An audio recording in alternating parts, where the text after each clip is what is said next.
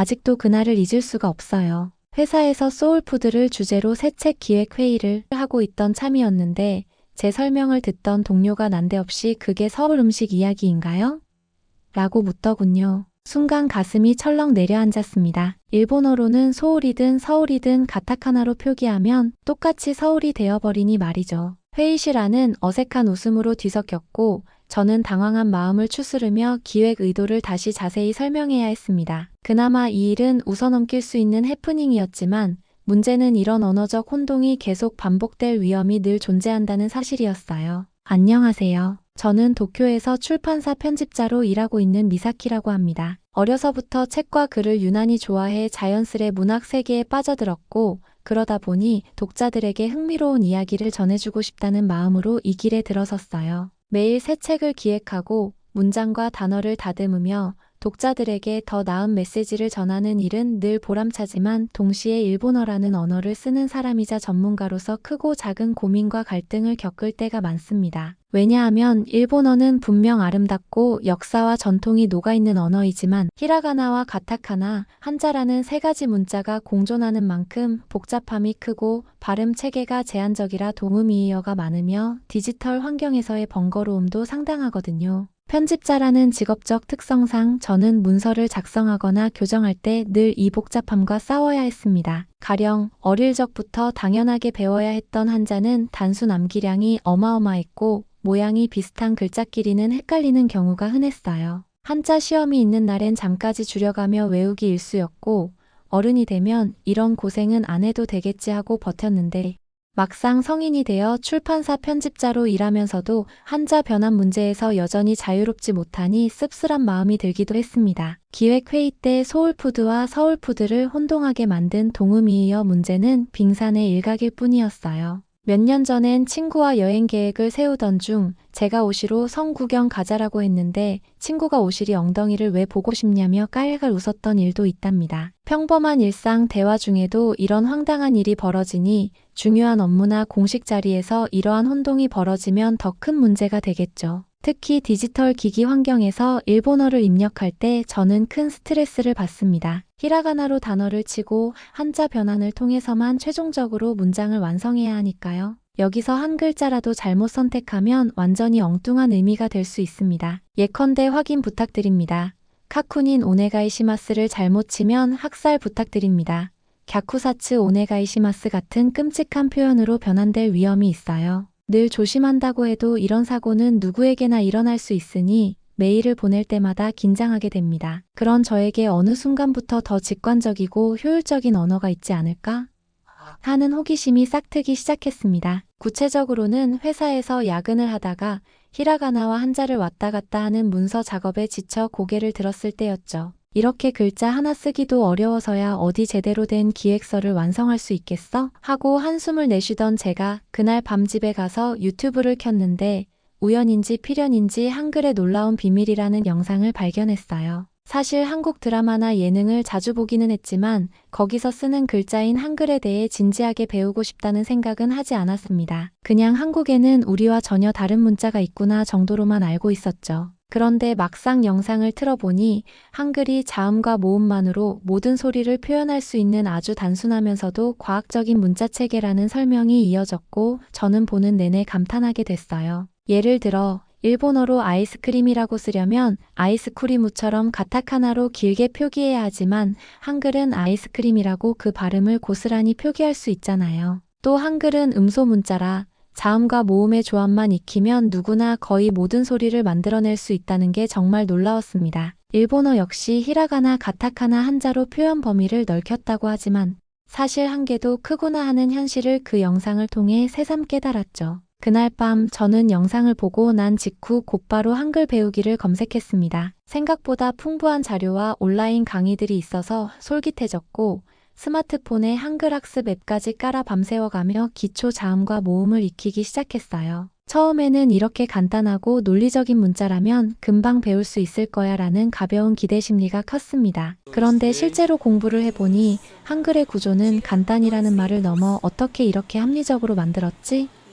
라는 감탄을 자아낼 정도였어요. 예를 들어 가라는 음절은 기역과 아가 합쳐서 만들어지는데 이 원리를 깨닫는 순간 머릿속이 환해지는 느낌이 들었어요. 일본어처럼 상황에 따라 히라가나로 쓸지 가타카나로 쓸지 아니면 적절한 한자 표현을 찾을지를 고민할 필요가 없다는 점이 제게는 정말 혁명적이었습니다. 일주일 정도 공부했을 때 저는 이미 안녕하세요, 감사합니다 같은 기초 인사말을 읽고 발음할 수 있게 됐어요. 일본어라면 한자를 외우고 또 외워야 문장을 제대로 이해할 수 있는데 한글은 훨씬 빠른 시간 안에 제게 의미 있는 문장을 스스로 읽고 쓸 수 있다는 자신감을 심어줬던 거죠. 그리고 스마트폰에서 한글 자판을 사용해 볼 때 그 효율성을 더욱 절실하게 체감했습니다. 일본어 키보드 입력은 항상 히라가나 한자 변환 과정을 거쳐야 하니 빠른 타이핑이 어렵고 변환 오류도 빈번하게 일어났거든요. 그런데 한글은 한 번에 완성된 문자를 입력하니 마치 답답했던 가슴이 시원하게 뚫리는 기분이 들었습니다. 물론 한글을 완벽히 사용하려면 한국어 어휘나 문법, 발음의 미세한 차이까지 익혀야 해서 결코 간단하지만은 않았어요. 그러나 적어도 문자 자체가 너무 복잡해서 매일 고생할 필요가 없다는 사실만으로도 제게는 엄청난 매력이었습니다. 기왕 시작한 김에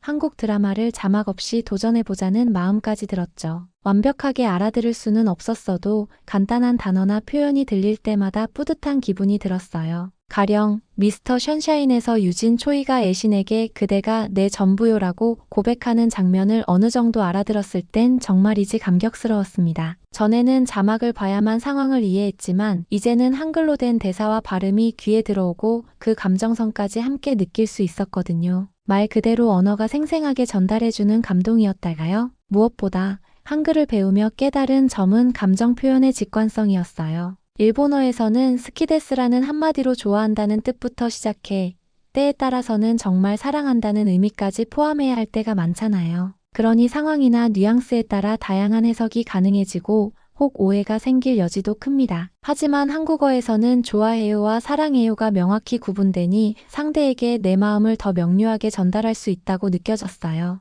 한글을 배우는 과정은 저에게 언어가 무엇인지 다시금 생각하게 만드는 특별한 시간이기도 했습니다. 언어는 본래 생각을 전달하고 사람을 연결하는 수단인데 일본어는 오히려 그 복잡함 때문에 본래 목적을 방해하기도 하는 거죠. 반면 한글은 최대한 직관적이고 효율적으로 사람 사이를 이어주는 듯 보였어요. 또 한글을 알게 되면서 한국이라는 나라와 문화가 새롭게 다가왔습니다. 문화의 거울이잖아요. 처음으로 밥 먹었어요? 라는 인사를 들었을 때는 왜 식사를 물어보지? 하고 의아했는데 한국 친구가 그건 단지 밥을 먹었느냐가 아니라 상대방의 안부와 건강을 함께 묻는 표현이라고 알려줬어요. 이 설명을 듣고 나니 짧은 인사 속에도 따뜻함이 가득하다는 걸 알았죠. 한국의 명절인 추석이라든지 송편이라는 음식 이야기를 들었을 때도 참 재미있고 신기했어요. 한국어 수업에서 강사님이 추석은 한국에서 가족들이 모여 조상을 기리고 음식을 나누는 명절이에요 라고 가르쳐 주셨을 때 일본의 오봉과 비슷하지만 또 다른 풍습이 있구나라는 생각이 들어서 흥미로웠거든요. 이렇게 한글을 배우는 건 단순히 글자만 익히는 게 아니라 그 안에 담긴 문화와 삶의 방식을 엿보는 일이기도 했습니다. 또한 한글을 배우면서 한국 문학에도 관심을 갖게 됐습니다. 제가 처음으로 원문으로 읽어본 한국 소설은 김영하 작가의 살인자의 기억법이었어요. 원래는 번역본을 읽을까 했지만 한글로 직접 읽으면 작가가 의도한 뉘앙스를 더 생생하게 느낄 수 있지 않을까?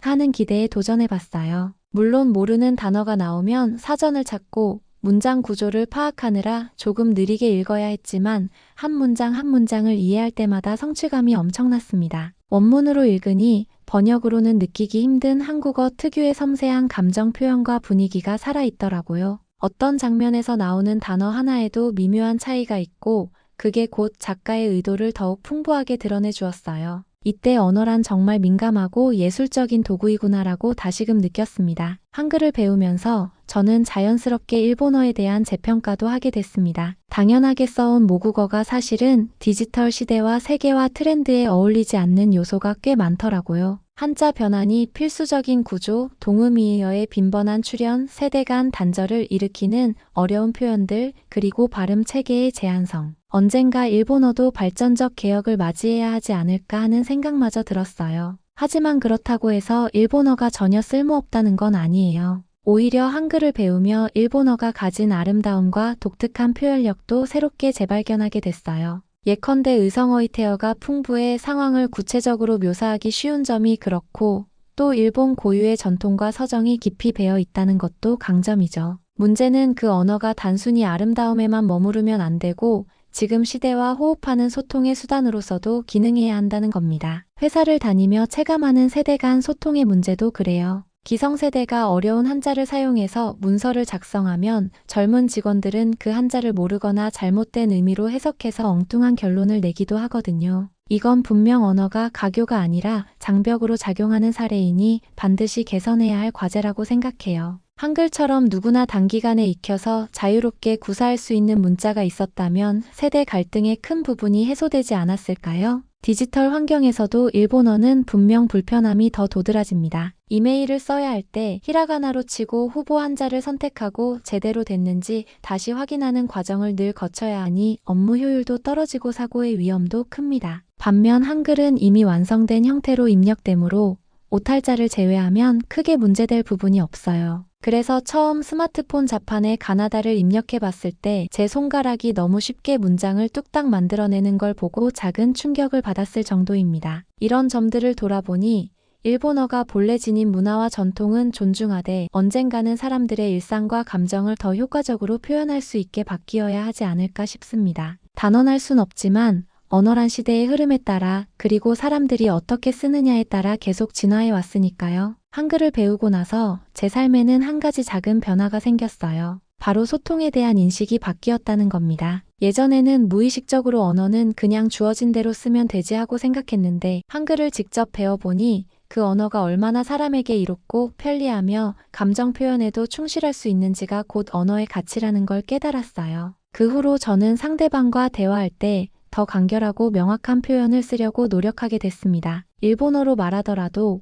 꼭 필요한 단어만으로 의도를 분명히 전하자는 식으로요. 이것은 한글을 배우며 자연스레 제 언어 습관에 스며든 영향이 아닐까 해요. 한글 특유의 효율성과 직관성을 접하고 나니 불필요하게 복잡한 표현은 오히려 의사소통을 방해한다는 걸 몸소 느끼게 된 거죠. 또 한글을 통해 세상을 더 넓게 보는 힘도 얻었어요. 예전에는 한국 드라마나 영화, 예능 프로그램을 볼 때 무조건 자막을 의지했지만 이제는 간단한 표현 정도는 귀에 쏙쏙 들어와요. 가끔 자막 없이도 상황을 어느 정도 이해할 때 혹은 한국어의 언어 유희를 알아들을 때 스스로가 마치 또 하나의 문화를 통째로 배운 것 같아 짜릿하다야요. 그 기쁨을 겪어본 사람이라면 아마 제가 얼마나 가슴 벅찬지 공감해 주실 거예요. 한글은 이미 전 세계적으로도 가장 과학적인 문자 중 하나로 이름나 있다고 하죠. 해외에도 한글에 관심을 갖고 배우는 이들이 많다는 말을 들으면 괜히 저까지 뿌듯해집니다. 실제로 영어권, 스페인어권 사람들 중에도 한글 자모음의 체계미에 매료되어 배우기 시작했다는 이야기가 심심찮게 들리니까요. 기원이 몇백 년 전인 문자임에도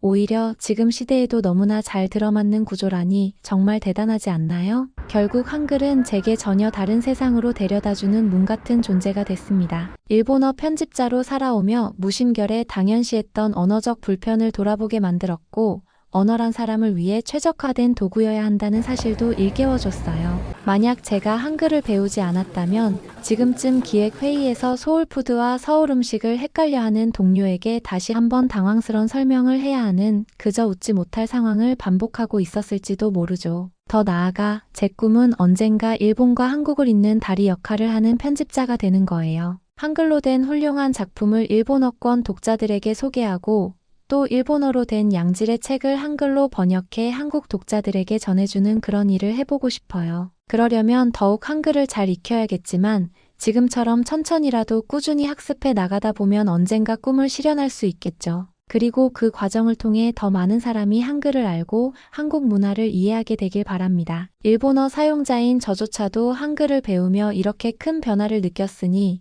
또 다른 누군가에게도 분명 흥미롭고 색다른 경험이 될 거예요. 한글이 이렇게 쉽고 과학적이라면 나도 도전해볼까? 하는 마음이 들도록 제가 하는 기획과 책들을 통해 조금이나마 그 매력을 전할 수 있다면 참으로 보람차겠네요. 회사의 동료들 역시 제가 한글을 배우고 나서 한층 넓어진 시각으로 기획 아이디어를 제시하니 신선하다는 반응을 보여주곤 합니다. 동음이어 문제로 혼란에 빠지지 않으려면 어떻게 해야 할지 한글의 원리를 참고해 볼 수 있지 않을까 하는 식으로 작은 혁신의 계기가 되기도 하고요. 사실 일본어가 한글을 완벽하게 차용할 수는 없겠지만 일부 기호나 발음 표기 시스템을 접목한다면 좀 더 나은 디지털 환경을 구축할 수도 있지 않을까 싶습니다. 그리고 한 가지 더, 제가 한글을 배우고 나서 일본어의 아름다운 점도 새롭게 재발견한 부분이 있어요. 예를 들어 일본어에는 상황에 따라 풍부한 의성어나 의태어가 존재해 감각적이고 시적인 표현을 살릴 수 있다는 장점이 있죠. 하지만 그럼에도 다수가 헷갈리는 동음이에요. 세대를 가르는 복잡한 한자 표현, 디지털 환경에서의 비효율성은 빨리 개선되어야 할 문제라고 생각해요.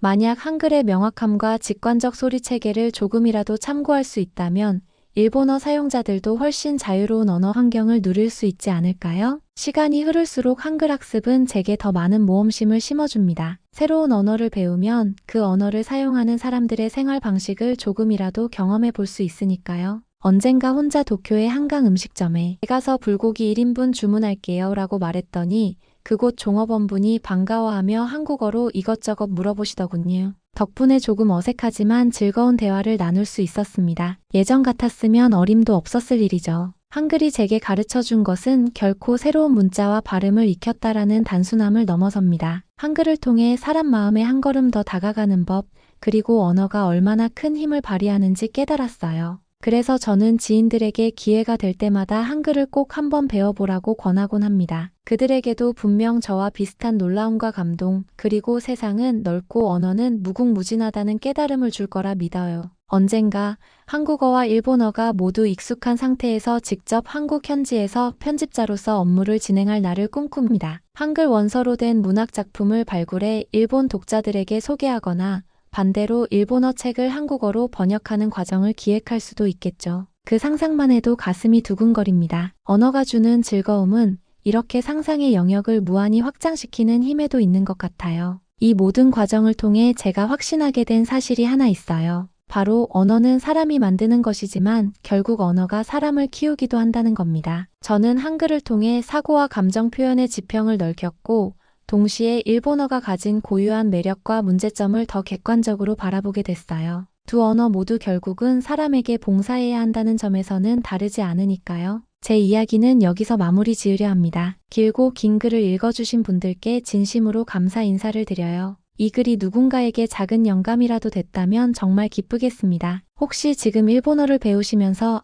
왜 이렇게 복잡해? 하고 괴로워하는 분이 계시다면 한글의 단순함과 직관적인 아름다움을 한 번쯤 체험해 보시길 권해드리고 싶어요. 언젠가 그 길 끝에서 우리 모두가 같은 언어를 사랑하고 서로의 문화를 이해하며 더 따뜻하게 연결되는 순간을 함께 맞이할 수 있기를 바랍니다. 언어는 단순한 도구가 아니라 우리 삶과 생각을 비추는 거울이자 마음과 마음을 잇는 달이라고 믿어요. 그리고 한글은 그 다리 위에 효율과 배려를 온전히 담아낸 정말 특별한 문자라고 생각합니다. 앞으로도 저는 출판사 편집자로서 더 많은 사람들에게 이 매력적인 한글과 한국 문화를 소개하기 위해 노력할 거예요. 부디 이 글을 재미있게 읽으셨다면, 그리고 제 진심 어린 경험담에 조금이라도 공감하셨다면 그것만큼 저에게 큰 힘이 되는 일이 없을 것 같습니다. 정말 감사합니다. 오늘도 따뜻하고 즐거운 하루 보내시길 바랄게요.